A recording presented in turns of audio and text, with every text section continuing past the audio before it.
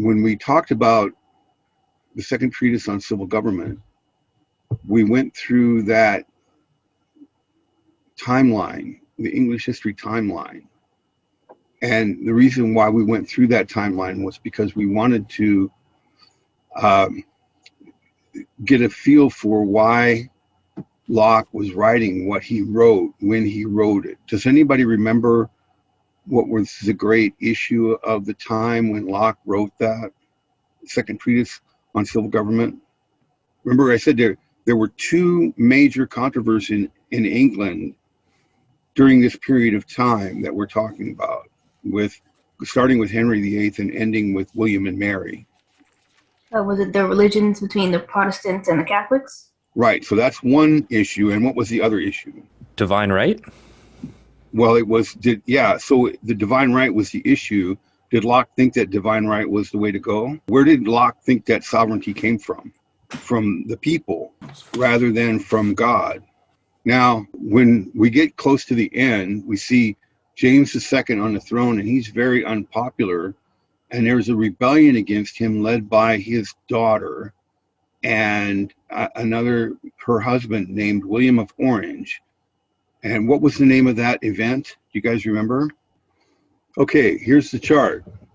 So what was the event that where James II's daughter Mary and her husband William of Orange rebelled and acted against the king, James II? What was it called? The Glorious Revolution. The Glorious Revolution, exactly. Now, does anybody remember why it was glorious? Why they called it glorious? No one died. No one died. And because it's no one, that's why they call it glorious, because nobody died, right? But one of the things, and I think I may have mentioned this to you, but I'm not sure I did, is that when James II abdicated, meaning he fled England and he went to France, he didn't give up the throne. And so what happens next then is that for the next decades, Britain is going to be involved in internal conflict that will keep it from governing its empire.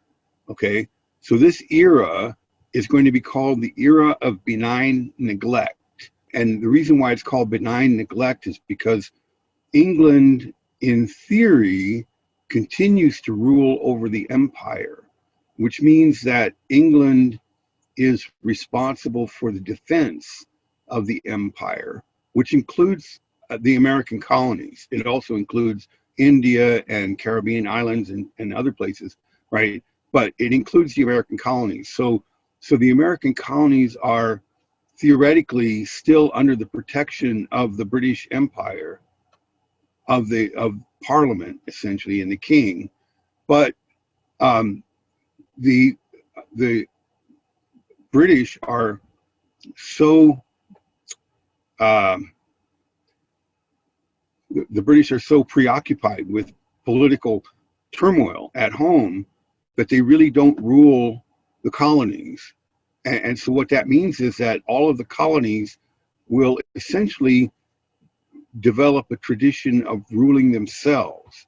So this era of benign neglect will last from about 1689, I should say, up until 1763. You should write that down, right?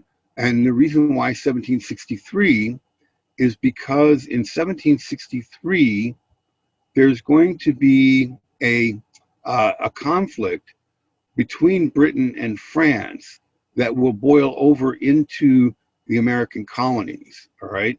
So the main point that I want to make here then is that all of that turmoil that we were talking about in England is in a way going to prevent the English from governing their colonies in America. And the result is that Americans will develop a tradition of self-government. When we think about that, when we would say, okay, well, it's kind of like there's the United States even before the Revolution, but that would be wrong. And I've mentioned to you before how people in the colonies in America don't see themselves as all being American. They see themselves as being, they know that they live in America, but their primary identification is with their colony. So if you lived in Massachusetts, then your country is Massachusetts, and if you lived in Pennsylvania, then your country is Pennsylvania and Virginia and these others. They're all like that, and then you could actually look at people living in these other colonies as foreigners, right? So I mean, this may sound ridiculous, but people in Massachusetts thought of people in Connecticut as foreigners, right? It would be kind of like us in California thinking of people in Arizona as foreigners, you know. I mean, some of us maybe do, but it's not. We don't really think that way.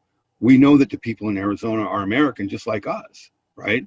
But in these days, the identification would have been with your local colony, and all the other colonies were foreign.